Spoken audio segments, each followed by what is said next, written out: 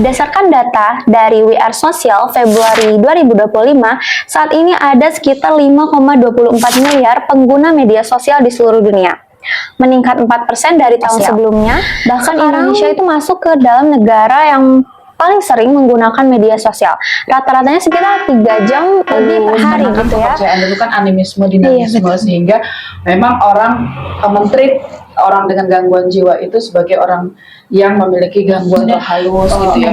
Sehingga anxiety kan wajar aja kan, orang tuh cemas, kalau nggak cemas malah bahaya kan. Itu positif loh ya. Kecemasan itu misalnya kita mau ujian nggak punya buku, kita cemas itu wajar, kalau nggak cemas malah nggak wajar kan. Jadi stres itu juga sebenarnya stres dalam level tertentu juga membuat kita jadi melakukan sesuatu.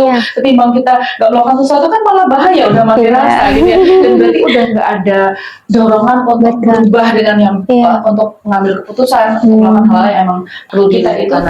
Jadi mengambil informasi yang salah sehingga kita itu berlebihan gitu ya. Jadi kecemasan kok langsung anxiety. Bukan yang salah itu ketika anxiety disorder, gangguan kecemasan itu ada indikator-indikatornya gitu kan. Jadi ketakutan, kecemasan yang berlebihan misalnya, yang tidak sesuai dengan derajat resiko yang ditimbulkan gitu ya. Misalnya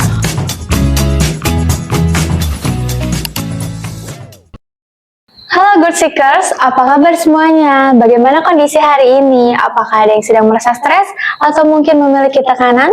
Mungkin kita akan sapa dulu teman-teman yang hadir secara langsung pada hari ini. Bagaimana teman-teman hari ini kabarnya? Baik. Ya, alhamdulillah kabar teman-teman hari ini baik, dan saya harap teman-teman yang menonton secara online juga kabarnya baik.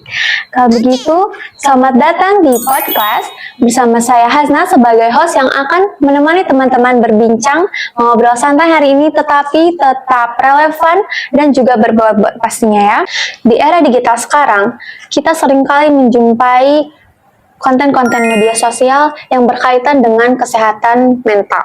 Mungkin seperti konten-konten yang memberi edukasi, memberi ruang aman untuk bercerita, atau mungkin mengajak kita lebih mengenal kondisi kesehatan mental. Tetapi di sisi lain, muncul juga fenomena self-diagnose, di mana seseorang merasa dirinya itu memiliki gangguan mental hanya karena dia itu relevan atau merasa relate dengan konten yang dia lihat. Nah, tanpa disadari, hal ini bisa membahayakan diri, membuat kita salah paham, self-labeling, atau yang paling bahaya adalah tidak mencari bantuan profesional. Nah, maka dari itu, hari ini kita akan ngobrol bareng sosok yang sangat luar biasa, Ibu Andayani SIP MSW, seorang akademisi di profesional dan bidang kesehatan mental serta pekerjaan sosial. Baik, boleh tepuk tangannya teman-teman. Halo Ibu, bagaimana kabarnya hari ini? Halo Mbak Hasna, alhamdulillah saya sehat. Kalau Mbak Hasna seperti apa? Alhamdulillah sehat juga. Ya, terima kasih banyak Ibu sudah menyempatkan diri untuk hadir di podcast hari ini bersama kami. Mungkin sebelum kita masuk ke topik, saya akan memperkenalkan sedikit terkait narasumber kita hari ini. Baik, Ibu Andayani adalah seorang dosen di Universitas Islam Negeri Sunan Kalijaga, Yogyakarta, dan juga seorang profesional di bidang pekerjaan sosial, gender studies, serta studi disabilitas. Beliau menempuh pendidikan sarjana di Universitas Gadjah Mada, kemudian melanjutkan studi bachelor dan Master of Social Work di McGill University, Kanada. Pengalamannya sangat luas, antara lain pernah menjadi koordinator riset dan pelatihan di Rifka Anissa Women's Crisis Center, lalu Direktur Pusat Studi dan Layanan Disabilitas UIN Sunan Kalijaga, hingga editor in chief Jurnal Welfare. Selain itu, beliau juga aktif sebagai anggota Pusat Layanan Terpadu untuk Kekerasan Seksual di UIN Sunan Kalijaga dan penulis berbagai publikasi nasional maupun internasional yang fokus pada isu sosial, gender, dan juga kesehatan mental. Jadi benar-benar suatu kehormatan besar ya Ibu untuk kita teman-teman di sini belajar langsung dari Ibu. Nah, mungkin sebelum kita lanjut, saya ingin berbagi sedikit data yang kita punya untuk gambaran konteks yang lebih luas terkait pembahasan yang akan kita bahas bersama Ibu hari ini. Berdasarkan data dari We Are Social Februari 2025, saat ini ada sekitar 5,24 miliar pengguna media sosial di seluruh dunia. meningkat 4% dari tahun sebelumnya. Sekarang mungkin media sosial bukan hanya tempat hiburan, tetapi tempat bekerja, bersosialisasi, bahkan ruang untuk mencari jati diri, terutama bagi generasi Z atau Gen Z. Tetapi penelitian dari PT Mitra Utama Madani Juni 2024 menunjukkan sisi lain yang perlu diwaspadai. Sekitar 64,2% Gen Z merasa cemas kalau tidak bisa mengakses media sosial. Nah, mungkin teman-teman bagaimana perasaannya kalau misalnya tidak bisa mengakses media sosial? Apakah mungkin merasa cemas? Sangat Iya, mungkin jika ada gangguan internet dan tidak bisa mengakses media sosial, mungkin timbul perasaan cemas ya. Lalu ada sekitar 58,5% merasa minder setelah melihat postingan orang lain, dan 67,9% sering membandingkan diri dengan kehidupan yang tampak sempurna di media sosial. Bahkan Indonesia itu masuk ke dalam negara yang paling sering menggunakan media sosial. Rata-ratanya sekitar 3 jam lebih per hari gitu ya. Nah, berdasarkan data dan realita ini ya Bu, saya ingin tahu mungkin perkembangan edukasi kesehatan mental di era digital sekarang itu seperti apa ya Bu? Ya, baik. Sekarang ini kan orang sudah di fase kesadaran yang lebih baik ya untuk kesehatan mental. Mungkin kalau kita flashback ke sejak zaman dahulu, peradaban manusia pada masa awal, di mana memang yang namanya pandangan dunia masyarakat pada saat itu, kesehatan mental dianggap sebagai gangguan dari roh-roh halus, karena kan kepercayaan dulu kan animisme, dinamisme, sehingga memang orang men-treat orang dengan gangguan jiwa itu sebagai orang yang memiliki gangguan roh halus gitu ya, sehingga cara pendekatannya pun sangat kejam ya, misalnya seperti di extortion itu loh, jadi kayak diusir roh jahat. Mungkin teman-teman pernah lihat ya film-film Hollywood yang zaman dulu kan ada penyihir dan segala macam, jadi mereka itu dianggap kerasukan roh jahat. Nah, kemudian juga ketika fase mulai masyarakat itu dalam tanda petik beragama ya, nah mungkin ada agama-agama tertentu yang menganggap itu sebagai perbuatan dosa. Jadi orang yang punya gangguan jiwa itu representasi dari perbuatan dosa. Nah, di situ orang yang mengalami gangguan jiwa itu ya mengalami stigma yang sangat luar biasa ya, dan juga pendekatannya juga yang cenderung negatif, mungkin dipasung dan seterusnya ya kawan-kawan. Nah, sekarang itu kita sudah sangat baik ya, khususnya setelah pandemi ini ya, karena pandemi kan orang bukan lebih gabut ya, tapi lebih banyak riset tentang online, tentang konten-konten, kemudian juga orang lebih banyak menjadi akrab dengan pembelajaran atau konten online, sehingga perhatian orang ke kesehatan mental itu semakin meningkat, dan juga semakin banyak gerakan-gerakan untuk bisa menerima ya orang dengan gangguan jiwa itu, bahwa gangguan jiwa itu kita anggap sesuatu yang normal dalam arti ya orang punya kerentanan di situ gitu ya. Kemudian apalagi dengan media sosial itu kan sifatnya media yang menampilkan hyperrealitas ya. Apa itu hyperrealitas? Hyperrealitas itu realitas yang tidak sebenarnya ya. Misalnya teman-teman lihat kayaknya orang kok mesra banget, yang tahu-tahu minta maaf, misalnya tahu-tahu dia ternyata punya masalah, entah cerai apa kan, ya wajar, karena kan yang realitas yang kita tangkap kan hanya beberapa detik di depan kamera, atau mungkin orang yang kita anggap kayak mungkin banyak uang, ternyata dia punya utang dan seterusnya kan, itu sangat mungkin. Nah, hal-hal seperti itu ketika Gen Z itu yang memang karena Gen Z itu kan masuk dalam generasi yang sudah lahir itu mungkin udah ada HP gitu ya, ada HP, sehingga mereka kadang bisa duluan pegang HP ketimbang membaca kan gitu ya. Nah, jadi bisa menggunakan HP-nya itu tidak karena bisa baca, tapi mungkin lihat fitur-fiturnya. Di situ kerentanannya memang lebih tinggi dengan ya tadi, karena eranya memang era terdigitalisasi, semua aspek kehidupan, belajar lewat HP, ngobrol lewat HP, dating lewat HP, kemudian belanja online lewat HP, semuanya serba HP kan. Dan kita memang itu nyaman, nah, kan? Tapi di sisi lain ada paradoks dari media sosial. Paradoksnya apa? Menciptakan kecemasan yang luar biasa tadi ya, karena tadi kita mungkin sangat tergantung, udah mindset kita udah pengen yang instan aja, begitu nggak instan kita punya kecemasan gitu ya. betul. Nah kemudian tadi yang kaitannya dengan hiperrealitas itu kita kan jadi membandingkan tadi ya Mbak ya, membandingkan dengan fenomena yang itu mungkin sangat fake gitu ya. Jadi kita tuh membayangkan, oh ini kok orang sukses. Jadi yang kita lihat itu realitas di beberapa menit yang dia ada di tangkap kamar, perjuangan dia untuk bisa sukses. Misalnya kan saya kan ngajar ya, tanya mahasiswa, kalian bener nggak sih cemas karena lihat HP? Ya iya Bu, karena terus kecemasnya apa?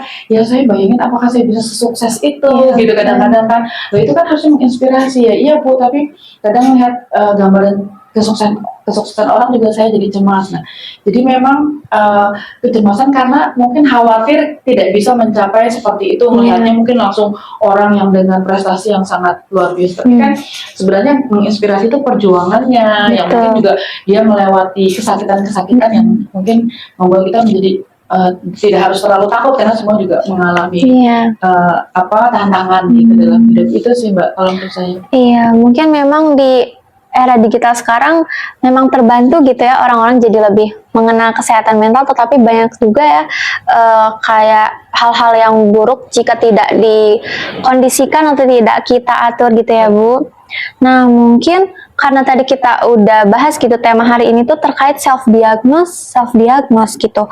Jadi sebenarnya apa ya Bu self diagnose itu dalam konteks kesehatan mental? Oh iya, betul. Jadi self diagnose kan tadi ya, karena sekarang ini kita sudah terdigitalisasi, banyak sekali konten-konten, dan sekarang yang namanya jurnalis atau orang yang membuat berita, konten itu kan nggak seperti zaman TV, radio ya, yang emang orang jurnalis yang bekerja di media perusahaan tertentu, punya peran tertentu. Sekarang siapa saja bisa menjadi jurnalis, siapa saja menjadi berita gitu kan. Nah, bisa menyebarkan berita itu, bisa menjadi artisnya juga. Semua dirangkap ya sekarang audiensnya. Nah, jadi tadi termasuk konten-konten digital itu kan banyak, dan bisa jadi tidak semua itu dibuat oleh dalam tanda petik orang yang punya keahlian di situ, orang yang punya training, punya sertifikat, punya kompetensi yang memang profesional ya. Nah itu yang kita khawatirkan ketika self diagnose, yaitu upaya seseorang untuk mendiagnosa atau mengevaluasi dirinya sendiri, karena dia sebenarnya mencari sumber-sumber di internet gitu kan. Nah yang kita khawatirkan ketika informasi yang diambil itu sumbernya itu tidak tepat ya, pastinya itu kan ada risiko di situ. Yang pertama ya bisa jadi menambah kecemasan berlebihan, misalnya anxiety. Sekarang anxiety kan wajar aja kan, orang tuh cemas, kalau nggak cemas malah bahaya kan. Itu positif loh ya. Kecemasan itu misalnya kita mau ujian nggak punya buku, kita cemas, itu wajar. Kalau nggak cemas malah nggak wajar kan. Nah, jadi stres itu juga sebenarnya stres dalam level tertentu juga membuat kita jadi melakukan sesuatu. Ketimbang kita nggak melakukan sesuatu kan malah bahaya, udah mati rasa gitu ya. Dan berarti udah nggak ada dorongan untuk berubah dengan yang untuk mengambil keputusan, untuk melakukan hal yang emang perlu dilakukan. Nah, jadi maksud saya itu ya, jadi bisa kita itu mengambil informasi yang salah sehingga kita itu berlebihan gitu ya. Jadi kecemasan kok langsung anxiety. Bukan yang salah itu ketika anxiety disorder, gangguan kecemasan itu ada indikator-indikatornya gitu kan. Jadi ketakutan, kecemasan yang berlebihan misalnya, yang tidak sesuai dengan derajat resiko yang ditimbulkan gitu ya. Misalnya orang anxiety itu misalnya dia nggak dibalas HP-nya sama pacarnya aja kok sampai telepon 200 kali gitu kan. Kemudian langsung message yang unread-nya sudah 200, itu kan berarti dia mungkin bisa obsesif kompulsif, khawatirnya kan gitu kan. Orang nggak dibalas HP kan positive thinking dong, mungkin nggak punya sinyal, mungkin lagi lobet gitu kan. Nah ini ngaku nih siapa yang gitu loh. Maksudnya ya jadi nggak selalu itu tepat gitu loh. Iya betul. Itu sih salah satunya. Jadi mungkin bahayanya tuh kalau kita tuh nggak tahu sumbernya tuh apakah dari profesional atau enggak ya. Takutnya kalau misalnya itu bukan dari profesional, terus kita menangkapnya berlebihan, malah jadi nggak baik juga ya ke diri kitanya. Kalau fenomena self diagnose ini tuh apakah mungkin munculnya tuh dari media sosial saja atau mungkin ada faktor lainnya? Iya, kalau media sosial kan memang banyak kan ya, TikTok itu kan. Jadi intinya sekarang kan orang bebas ya, kemudian mungkin dari WA juga ya, reels itu. Tapi sebenarnya situs-situs tertentu kan sekarang juga banyak ya. Iya. Saya rasa nggak cuma media sosial, tapi media online kebanyakan karena itu gampang diakses ya. Iya, betul. Ya itu sekali lagi kalau menurut saya sih sebenarnya self diagnose itu mungkin tidak selalu melulu negatif, dalam arti untuk deteksi dini itu nggak apa-apa sih gitu loh, tapi itu harus kita artikan sebagai potensi gitu ya, atau apa ya, dugaan indikasi misalnya. Sekarang punya banyak sih Mbak untuk alat-alat self assessment ya, istilahnya itu self assessment atau self evaluation, tetapi dalam setiap teman-teman ketika buka aplikasi atau internet yang dibuat oleh badan-badan resmi ya, atau profesional, itu selalu tulisannya ini hanyalah untuk self assessment atau evaluasi diri, harap berkonsultasi kepada profesional untuk observasi atau assessment yang lebih komprehensif dan lebih akurat. Selalu ada seperti itu. Nah, sebenarnya deteksi dini itu kan penting. Kan biasanya ada tuh self assessment. Apakah saya saya mengalami depresi, saya mengalami gangguan itu nggak apa-apa gitu loh. Biar kita tuh tahu evaluasi. Oh, berarti aku nih secara deteksi dini nih mungkin ada potensi untuk ada gangguan depresi deh, berarti aku harus konsultasi kan gitu. Iya, betul. Apa itu bagus aja dan meningkatkan literasi kita. Daripada nanti kita sudah sangat terlambat tidak deteksi dini, tahu-tahu udah sudah mungkin tingkatnya berat dan itu pastinya tidak gampang untuk di treatment gitu ya. Jadi tidak melulu negatif juga, asalkan punya kesadaran bahwa itu untuk self assessment dan perlu ketika itu berat ya hasilnya atau menengah gitu bisa untuk berkonsultasi ke profesional. Iya, jadi mungkin self diagnosis itu ternyata tidak melulu buruk ya, bisa menjadi deteksi dini juga untuk teman-teman, tetapi kembali lagi harus dikonsultasikan dengan profesional apabila gejalanya mungkin sudah sedang atau berat ya Bu ya. Nah mungkin terutama kalau Gen Z ini kan biasanya ya Bu, menjadikan media sosial itu sebagai ruang untuk self-diagnose. Itu kenapa ya kira-kira kalau dari Gen Z dan media sosial? Iya, ya karena Gen Z itu coba kalau ditanya sama Gen Z ya, walaupun sebenarnya tidak Gen Z pun sekarang juga bisa jadi gitu.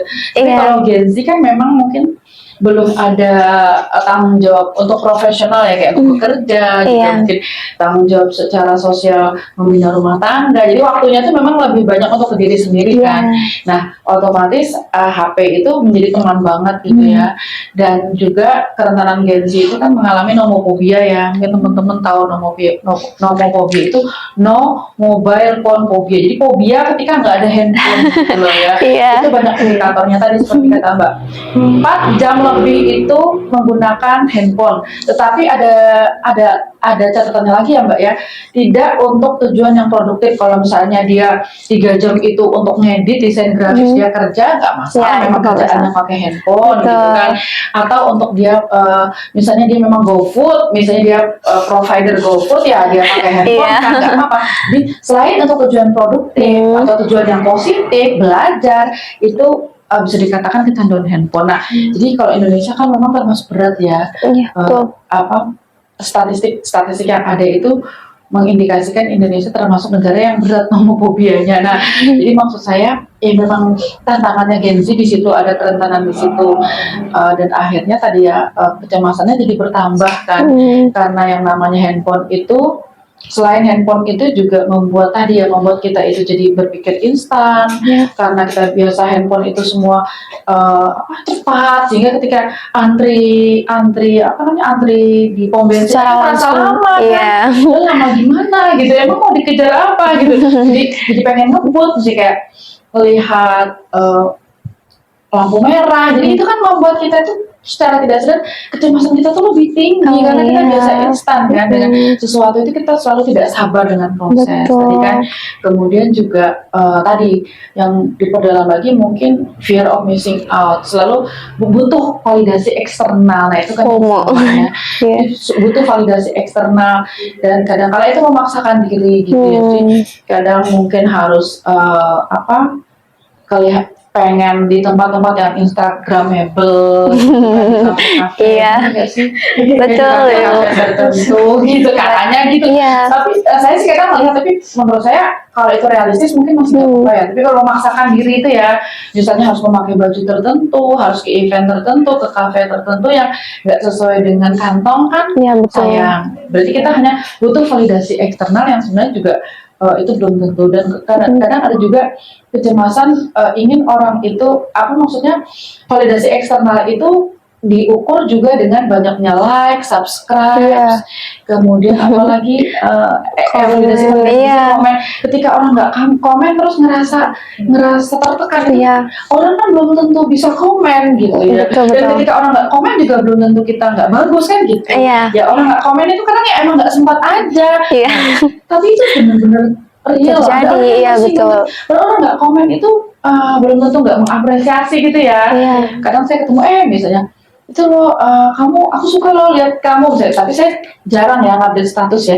Tapi kadang orang komen aku suka loh kamu waktu di sini. Nah, belum tentu orang itu sempat kan ngomenin Iya, kita, dan betul. ngapain juga orang harus sempat ngomenin kita kan. Nah, jadi yang hal kayak gitu memang benar-benar ganggu sih, Mbak. Iya, betul. Oke, mungkin karena tadi Ibu sebutkan ya, Gen Z itu makan sehari-harinya mobile phone gitu, karena memang ya apa-apa dari HP gitu, seperti pekerjaan, hiburan, mungkin chattingan bersama teman juga membutuhkan HP. Tapi memang yang banyak kita jumpai itu adalah yang berlebihan dan tidak bisa menyesuaikan dengan keadaan diri sendiri. Nah, mungkin Ibu tadi sudah disebutkan ya banyak poin plus ataupun poin negatifnya. Nah, menurut Ibu sendiri sebenarnya peran konten media sosial ini untuk membentuk persepsi masyarakat terkait kesehatan mental ini tuh apakah lebih banyak membantu atau mungkin justru malah menimbulkan banyak kebingungan? Kalau saya sih melihatnya cukup positif sih, Iya. cukup positif karena sekarang kayak mahasiswa saya sendiri kan lebih aware ya. Iya. Ketika saya ngomong gangguan kecemasan, mereka udah paham gitu kan. Ya kalau kita lihat flashback ke sejarahnya kan udah bagus banget kan. Iya, betul. Sebenarnya tinggal bagaimana kita sebagai audiens, sebagai pembelajar ya Mbak ya kan, kita yang lebih selektif ya dalam melihat konten-konten itu ya, karena kita kan juga nggak bisa melarang orang membuat konten. Mungkin yang maksudnya yang membuat konten kreator ini juga tidak negatif juga, dia mengedukasi, terlepas mungkin dia nggak punya kompetensi yang relevan dengan itu, tapi nggak masalah menurut saya.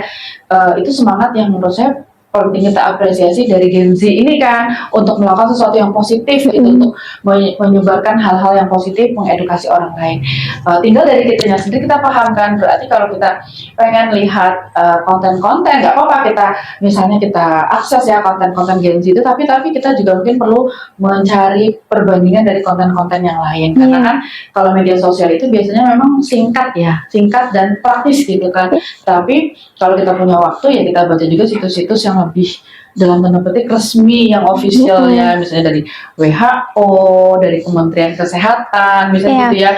Kalau dari saya sendiri misalnya dari jurnal-jurnal pekerjaan sosial, dari jurnal-jurnal psikologi klinis. Nah itu bagus ya kalau itu cukup diimbangi, karena kadang juga belum tentu salah, tapi karena media sosial itu kan cenderung mensimplifikasi persoalan ya. Penting harus kita tahu yang lebih mendalam lagi gitu loh, karena kan dia mungkin kontennya cuma sebentar, jadi mungkin cuma singkat-singkat aja, tapi untuk memahami lebih dalam berarti kita kan harus baca Cari lagi buku yang lebih serius, lebih akademik ya. Iya, mungkin begitu ya teman-teman.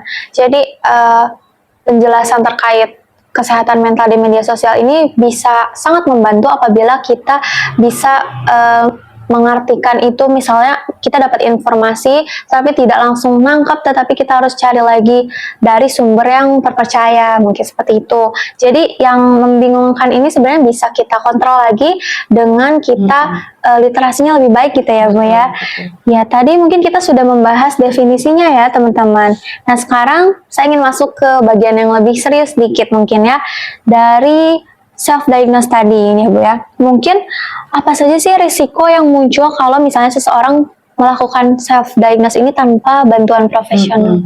Ya yang pertama, tadi ya, akhirnya kan dia jadi melabel dirinya sendiri, oh ternyata aku depresi gitu kan. Depresi itu nggak bisa langsung diklaim bahwa orang itu depresi kan, pasti ada indikator-indikator gejala-gejalanya dan berapa lama itu dilakukan ya. Jadi misalnya karena depresi itu misalnya salah satunya kesedihan yang berlebihan gitu kan, sering nangis, kemudian merasa tidak bermakna, nggak semangat, hal-hal yang dulunya dia suka tiba-tiba jadi nggak suka lagi. Dulu suka shopping kan nggak apa-apa gitu kan maksudnya, ternyata shopping pun udah nggak suka, orang lain ketawa dia nggak bisa ketawa, itu kan tanda-tanda depresi. Nah, tetapi gini kawan-kawan, kalau itu dialami misalnya 1 minggu, apakah dia depresi ya 1 minggu, mungkin putus pacar ya, oke lah gitu. Jadi untuk mengatakan depresi kan harus ada rentang waktu, Iya, betul. gitu kan. Misalnya 3 sampai misalnya berapa bulan ya, apakah itu hanya penyesuaian diri gitu, ataukah itu depresi. Jadi dan apakah itu mengganggu keberfungsiannya, itu juga harus dipertanyakan. Misalnya kalau ya dia sedih tapi dia masih bisa kuliah, dia masih bisa perform, dia masih bisa ngajar kalau dia dosen, ya berarti kan dia cuma butuh waktu aja untuk bisa bangkit dari masalahnya.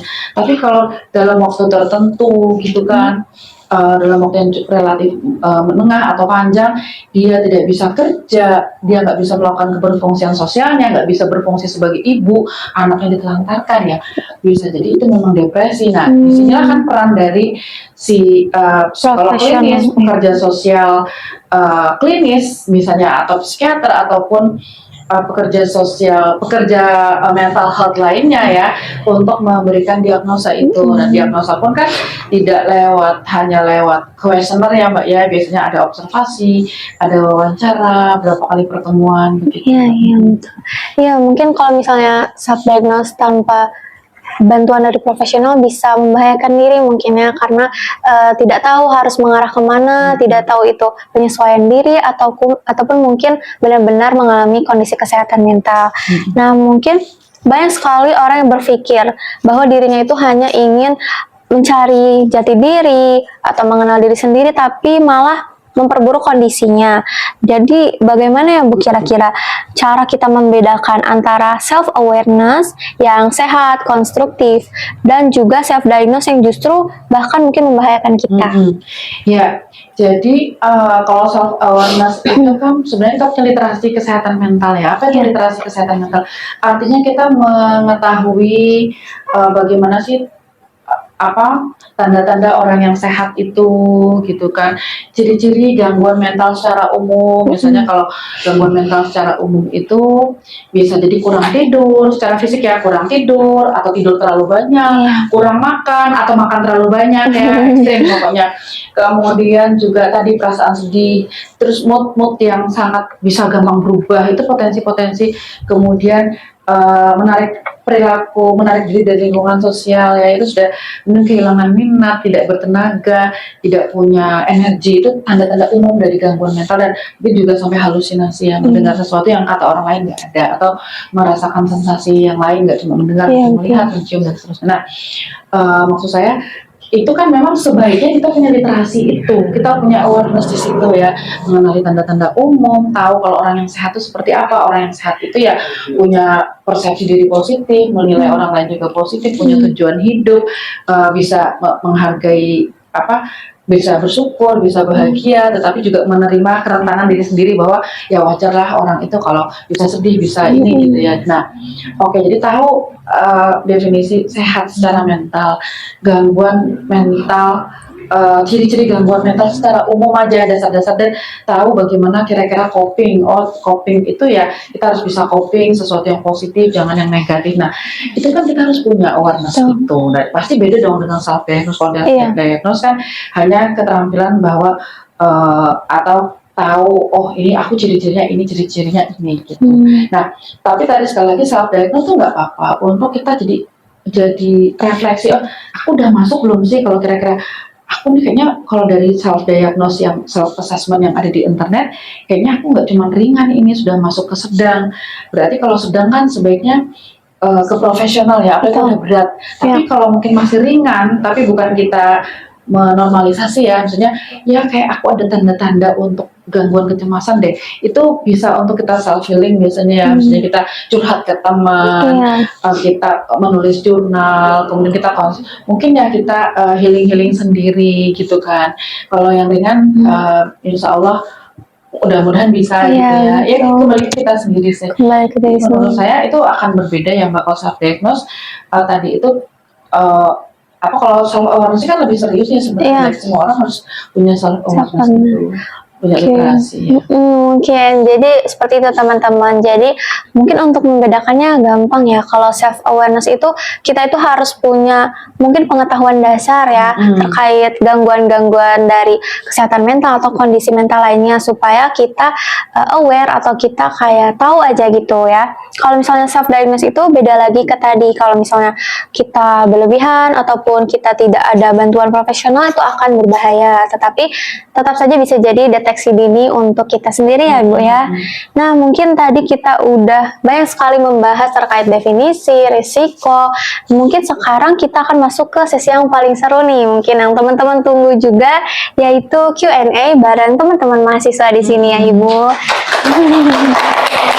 Ibu kan sekarang banyak mahasiswa yang mungkin merasa stres, terus depresi. Nah mereka itu mungkin lebih ke arah self diagnose sendiri daripada pergi ke psikolog dikarenakan alasan biayanya gitu Bu.